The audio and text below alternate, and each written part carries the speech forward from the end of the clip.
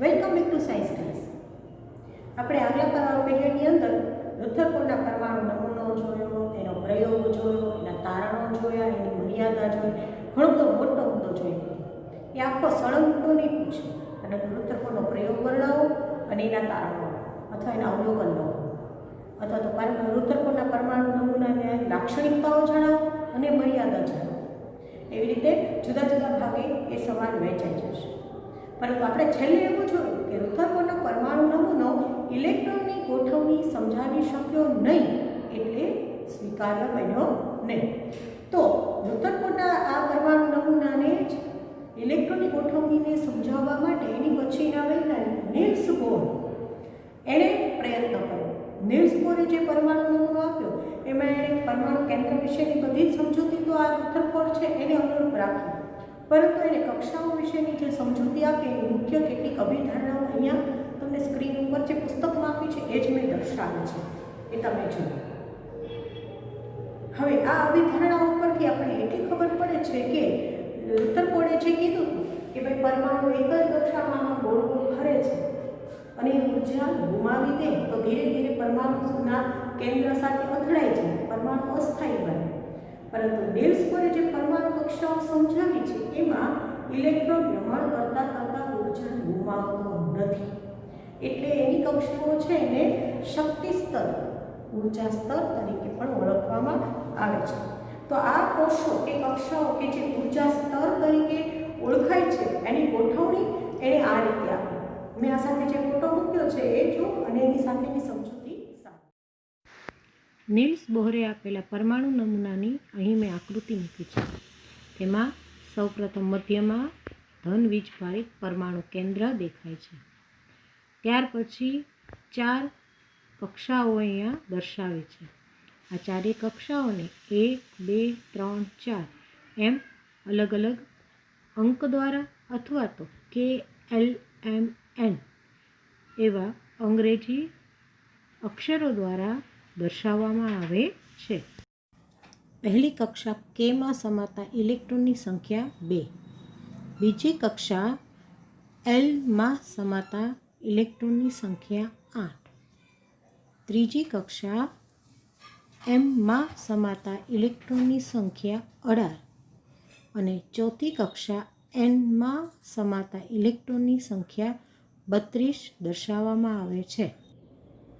તો આ નીલ્સ બોર છે એ એના પરમાણુ નમૂનો એ ઇલેક્ટ્રોનની ગોઠવણી સમજાવવા માટે સફળ રહ્યો અને એના પરમાણુ નમૂના આધારે આપણે પ્રથમ 18 થી 20 તત્વોની ઇલેક્ટ્રોન ગોઠવણી સ્પષ્ટ રીતે સમજાવી પણ શકીએ છીએ, બરાબર. પરંતુ આગળ તમારે 11-12 સાયન્સમાં ભણવામાં આવશે એના નમૂનામાં પણ કેટલીક શક્તિઓ હતી, તો એ ત્યારે જોશે. અત્યાર સુધી આ ધોરણમાં આપણે નીલ્સ બોરના પરમાણુ નમૂનાને સ્વીકાર્ય રાખીએ છીએ અને એની પછી તમને કેટલાક સવાલ આપ્યા છે કે થોમ્સનના પરમાણુ નમૂનાના આધારે સ્ક્રીન ઉપર તમને સવાલ દેખાતા હશે એની આપણે ચર્ચા કરતા છીએ. થોમ્સનના પરમાણુના નમૂનાના આધારે સમજાવો કે પરમાણુ સમગ્ર દયા તટસ્થ છે.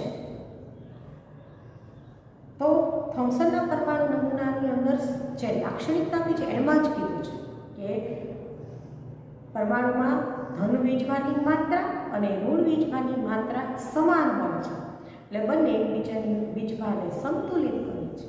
તેથી પરમાણુ સર્વથા તટસ્થ હોય છે. પછી બીજો સવાલ, રુથરફોર્ડના પરમાણુના નમૂનાના આધારે પરમાણુના કેન્દ્રમાં કયો અપરમાણ્ય કણ હાજર હોય છે? તો રુથરફોર્ડના પરમાણુ નમૂના દરમિયાન ન્યુટ્રોનની શોધ નહોતી થઈ, ત્યારે ફક્ત પ્રોટોનની શોધ થઈ અને એને દર્શાવ્યું કે ધન વીજભારી પ્રોટોન એ એના પરમાણુ કેન્દ્રમાં હાજર હોય છે. એટલે આનો જવાબ આવશે ધન વીજભારી પ્રોટોન. 3 કોષ ધરાવતા પરમાણુનો બોહરનો નમૂનો દોરો. તો આ સાથે મેં તમને દોરીને મૂક્યો છે, તમે જોઈ લેજો. આલ્ફા કણ પ્રકીર્ણનના પ્રયોગ સોનાના વરખને બદલે અન્ય કોઈ ધાતુનો ઉપયોગ કરીને કરવામાં આવે તો શું અવલોકન નોંધી શકાય? સેમ અવલોકન નોંધી શકાય, કેમ કે બધા જ પરમાણુઓમાં કેન્દ્ર ધન વીજભારિત કેન્દ્ર એ પરમાણુમાં ખૂબ જ ઓછી જગ્યામાં આવેલું છે. બાકીનો પરમાણુનો જે ઋણ વીજભારિત ભાગ છે એ પોલો છે, એટલે સેમ પરિણામ કે અવલોકન મળી શકે. તો આ સાથે આપણે નેલ્સ બોરના પરમાણુ નમૂનાની ચર્ચા અને સવાલ પૂરા કરી. પછી એક માહિતી આપી છે ન્યુટ્રોન. તો ત્યાં તમે જુઓ કે 1932 ન્યુટ્રોન વિશે ખાલી એટલું જ જોવાનું છે કે 1932 ચેડવિક નામના વૈજ્ઞાનિકે ન્યુટ્રોનની શોધ કરી. ત્રીજા અપરમાણુય કણ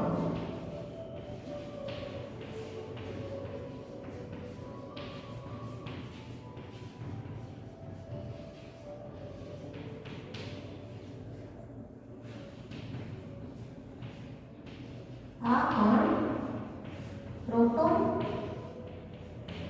જેટલો દળદાર છે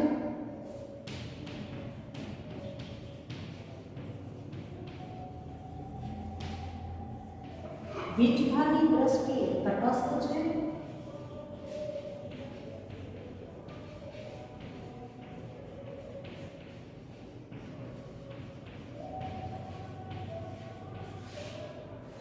બરાબર. વીજભારની દ્રષ્ટિએ તટસ્થ એટલે ધન કે ઋણ એવા કોઈ પણ પ્રકારનો વીજભાર ધરાવતો નથી. અને ખાસ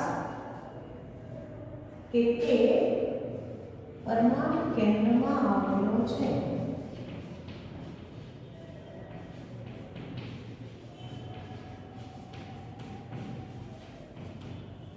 એકમાત્ર હાઇડ્રોજન પરમાણુ છે એ ન્યુટ્રોન ધરાવતો નથી. તેની સંજ્ઞા લખવાની એમ છે. હાઇડ્રોજન પરમાણુમાં ન્યુટ્રોન આવેલો નથી.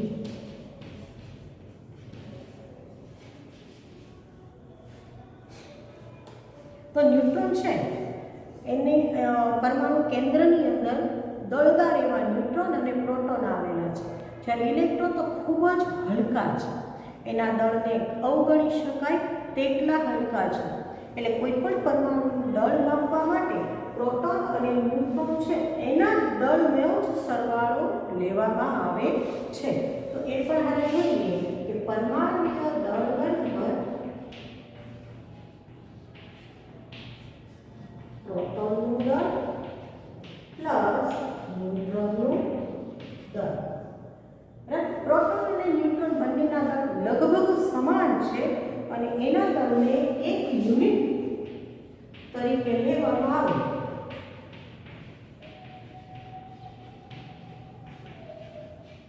તેથી કોઈ પણ પરમાણુમાં રહેલા પ્રોટોનની સંખ્યા અને ન્યુટ્રોનની સંખ્યાને પરમાણુ દળ તરીકે સ્વીકારી શકાય. તેથી પરમાણુય દળ બરાબર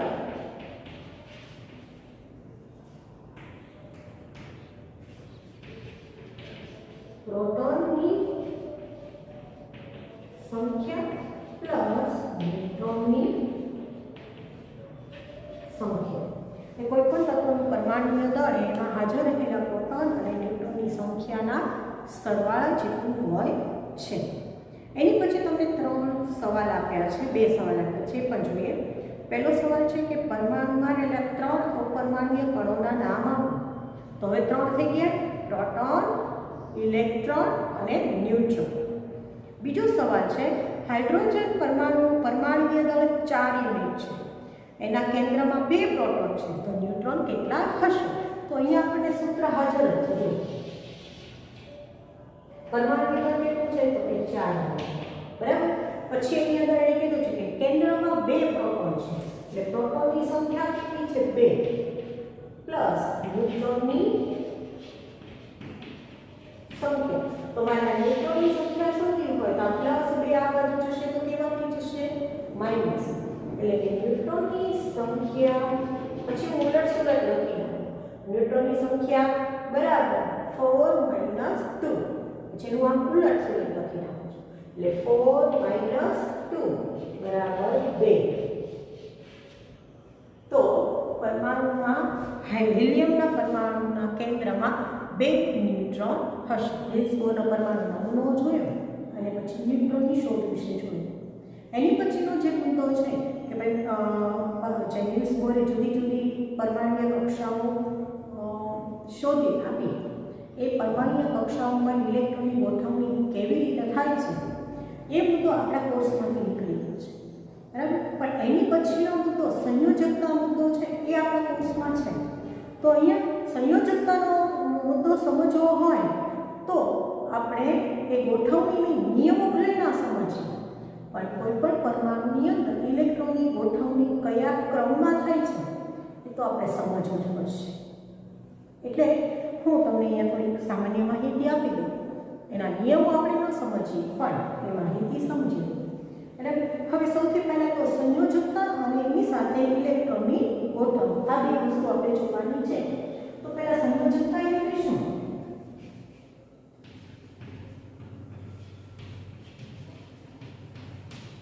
કોઈ પણ તત્વના પરમાણુ બીજા તત્વના પરમાણુ સાથે સંયોજાવાની ક્ષમતા ધરાવે છે, બરાબર.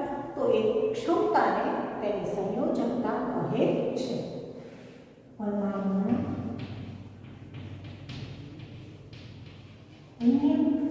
કોઈ તત્વના પરમાણુ એમ આપણે લખીએ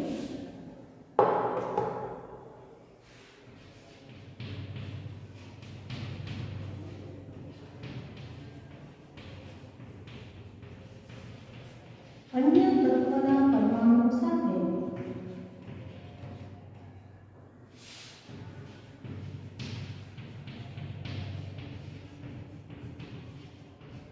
સંયોજાવાની ક્ષમતાને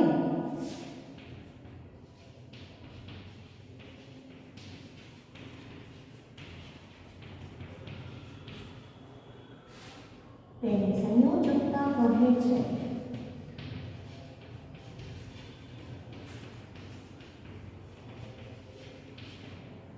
હવે આ સાથે આપણે આગળ છે બોરના પરમાણુ અને ઇથરકોના પરમાણુનું બંધારણમાં આપણે જોયું કે કોઈ પણ પરમાણુમાં 3 કણો આવેલા છે: પ્રોટોન, ન્યુટ્રોન, ઇલેક્ટ્રોન, બરાબર.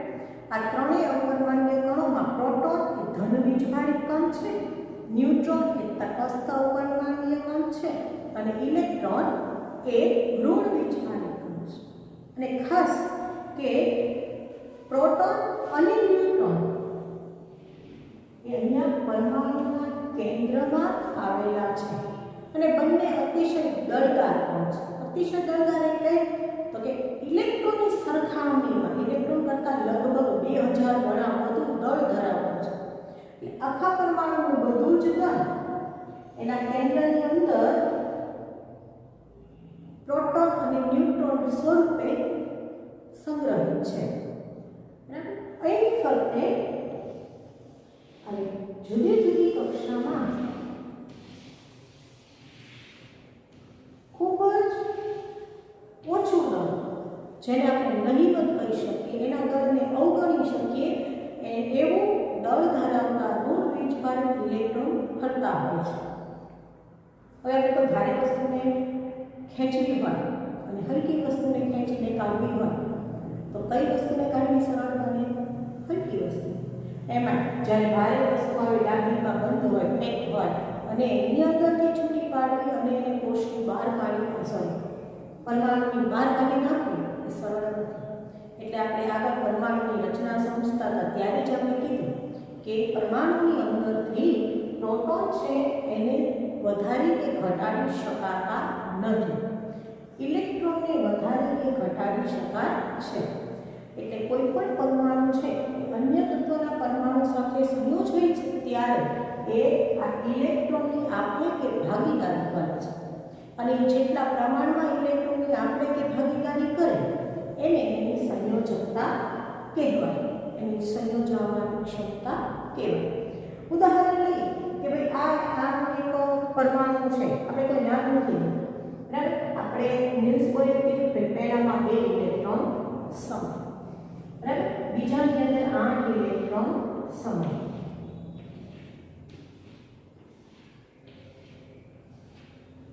પછી ત્રીજામાં 18 સમય એક જ આવે, 18 નથી આવે કેમ કે એની અંદર પ્રોટોનની સંખ્યા 11 છે, ઇલેક્ટ્રોનની સંખ્યા 11 છે, એનો પરમાણુ ક્રમાંક 11 છે. બરાબર? તો આવા પરમાણુની અંદર સૌથી બહારના ઇલેક્ટ્રોનને ધક્કો મારીને બહાર કાઢવો અથવા બહારના ઇલેક્ટ્રોનની આપ-લે કરવી કે ભાગીદારી કરવી સહેલી બને કે એની અંદર ઓબ્વિયસ કે બહારના પરમાણુની ભાગીદારી કરવી કે આપ-લે કરવી સહેલી પડે. બરાબર? એટલે કોઈ પણ તત્વનો પરમાણુ જ્યારે અન્ય તત્વના પરમાણુ સાથે સંયોજાતો હોય ત્યારે તે આ બાહ્યતમ કક્ષામાં રહેલા ઇલેક્ટ્રોનની સંખ્યાના આધારે બીજા પરમાણુ સાથે સંયોજાતો હોય. એટલે બાહ્યતમ કક્ષામાં રહેલા ઇલેક્ટ્રોનની આ સંખ્યાને સંયોજકતા ઇલેક્ટ્રોન કહેવાય. આપણે લખી દઈએ કે સંયોજકતા ઇલેક્ટ્રોન એટલે શું?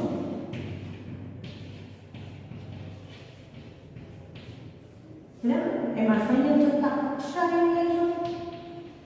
તો કે બાહ્યતમ કક્ષા, સૌથી બહારની કક્ષા એટલે બાહ્યતમ કક્ષા એટલે સંયોજકતા કક્ષા, અને તેમાં રહેલા ઇલેક્ટ્રોનની સંખ્યા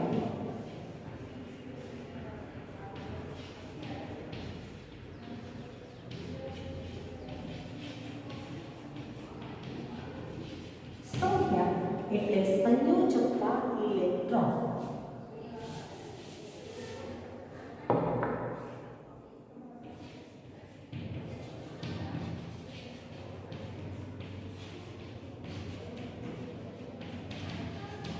હવે આ સંયોજકતા ઇલેક્ટ્રોનની સંખ્યા કેટલી હોઈ શકે તે તો કક્ષા ઉપર આધાર રાખે છે. કેમ કે આપણે એમ કીધું કે નીલ્સ બોરે એવું કીધું કે પહેલી કક્ષામાં 2 સમાન. બરાબર? તો બાહ્યતમ કક્ષા તરીકે જો આ પહેલી જ કક્ષા હોય એટલે કે દાખલા તરીકે હાઇડ્રોજન પરમાણુ, બરાબર, તો એનામાં એક જ ઇલેક્ટ્રોન આવેલો છે, એક ઇલેક્ટ્રોન એક પ્રોટોન, ન્યુટ્રોન તો આપેલા છે. તો આ હાઇડ્રોજનના પરમાણુનો ન્યુક્લિયસની અંદર એક પ્રોટોન છે અને બહારની પહેલી કક્ષાની અંદર એક ઇલેક્ટ્રોન છે. તો ત્યાં વધુમાં વધુ કેટલા ઇલેક્ટ્રોન સમાઈ શકે છે? તો કે 2. પરંતુ એનામાં આવેલા કેટલા છે? તો કે 1. બરાબર? એટલે સમાવવાની જેટલી ક્ષમતા હોય એટલા બધા સમાતા નથી. એટલે એની આ બાહ્યતમ કક્ષા એટલે કે સંયોજકતા કક્ષામાં રહેલા ઇલેક્ટ્રોનની સંખ્યા કેટલી થઈ? 1. એને એના સંયોજકતા ઇલેક્ટ્રોન કહેવાય. સમજાય છે? આવા બાહ્યતમ કક્ષામાં રહેલા ઇલેક્ટ્રોનની સંખ્યા જો 2 કે 8 હોય, એટલે કે પહેલી કક્ષા માટે 2, બીજી કક્ષા માટે 8, એનો મેક્સિમમ 8 જ સમાય છે. નીલ્સ બોરનો પરમાણુનો મૂળ યાદ રાખીને આપણે વાત કરીએ તો પહેલી કક્ષા કે એમાં વધુમાં વધુ 2 સમાય છે. એટલે હાઇડ્રોજનમાં વધુમાં વધુ 2 સમાય. બરાબર? સમાઈ શકે પણ એને એક જ આપેલો છે, બીજો આપેલો નથી. અને બીજી કક્ષા ધરાવતો હોય L, એમાં અંદર 2 આવી ગયા પછી 8 સમાન, તો એની બીજી કક્ષા પૂરેપૂરી ભરાય છે. હવે પરમાણુ કેવા છે કે જો એની બાહ્યતમ કક્ષા પૂરેપૂરી ભરેલી હોય તો એને પોતાની સ્થિરતાનો અનુભવ થાય છે. એટલે આવા પરમાણુઓ છે એ સંરચનાકીય રીતે સ્થિર છે અને એટલે બીજા પરમાણુઓ સાથે સંયોજાતા જ નથી. ખોટી ઇલેક્ટ્રોનની આપ-લે કરવા જાઓ કે મેળવવા જાઓ કે મારી કક્ષા પૂરી ભરેલી છે, મારે એ ખાના ખાલી નથી. ખાનું ખાલી કરી અને ઇલેક્ટ્રોન કોકને દેવાની જરૂર નથી અને ખાના છે જ નહીં તો બહારથી નવા ઇલેક્ટ્રોન લેવાની જરૂર નથી. તો આવા જે પરમાણુઓ છે જેની બાહ્યતમ કક્ષા આવી રીતે કાં 2 કાં 8 પૂરેપૂરી ભરેલી હોય તેને નિષ્ક્રિય તત્વો કહેવાય.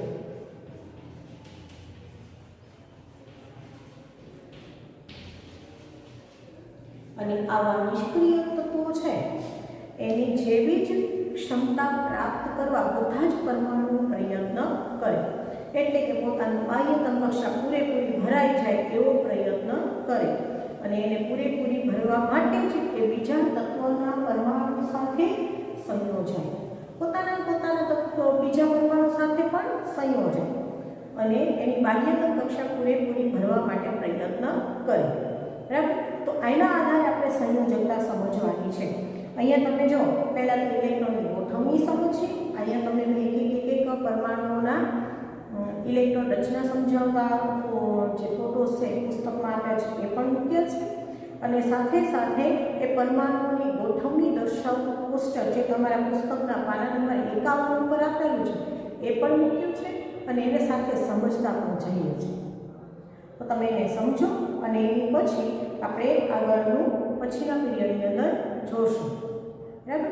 પણ અહીંયા આપણે સંયોજકતાને સમજતા જઈશું એટલે હું સાથે સમજાવતી જઈશ એ તમે જોતા જજો, નોટ જરૂર પડે ત્યાં લખતા જજો.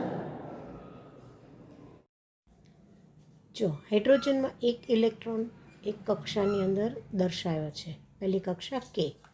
હિલિયમમાં 2 ઇલેક્ટ્રોન દર્શાવ્યા છે, એ પણ પહેલી કક્ષા કે જ છે.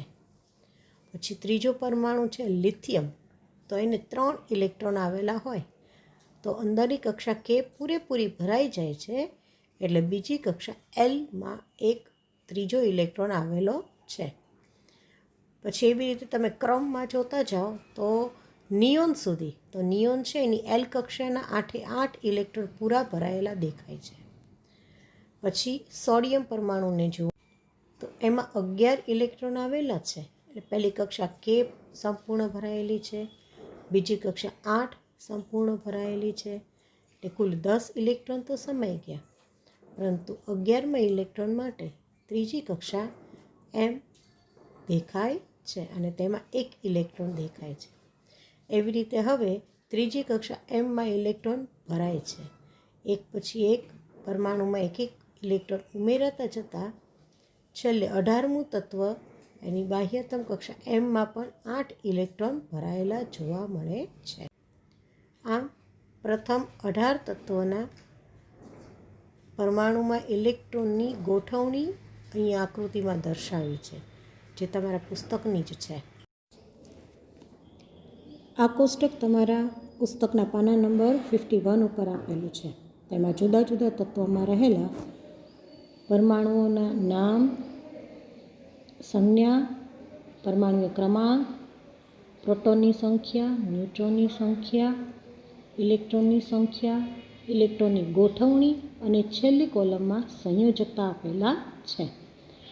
તો અહીંયા તમે બધાના તો હું ન સમજાવું, પણ તમે કોઈ પણ એક જો, દાખલા તરીકે આપણે જોઈએ છીએ નાઇટ્રોજન, તેની સંજ્ઞા n, પરમાણુ ક્રમાંક 7, પ્રોટોનની સંખ્યા 7, ન્યુટ્રોનની સંખ્યા 7, ઇલેક્ટ્રોનની સંખ્યા 7.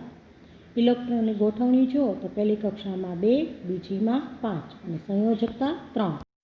એની સંયોજકતા 3 કેમ છે તો તમે જુઓ તેની બાહ્યતમ કક્ષામાં 5 ઇલેક્ટ્રોન છે, 8 ઇલેક્ટ્રોન સમાઈ શકે તેટલી એ કક્ષાની ક્ષમતા છે, તો 8માં 3 બાકી રહે છે એટલે આ 3 ઇલેક્ટ્રોન મેળવવા માટે તે બીજા પરમાણુ સાથે 3 ઇલેક્ટ્રોનની આપલે કે ભાગીદારી કરે છે એટલે એની સંયોજકતા 3 ગણાય છે. 15મું તત્વ ફોસ્ફરસ છે, તેની બાહ્યતમ કક્ષામાં તમે જુઓ 5 ઇલેક્ટ્રોન છે.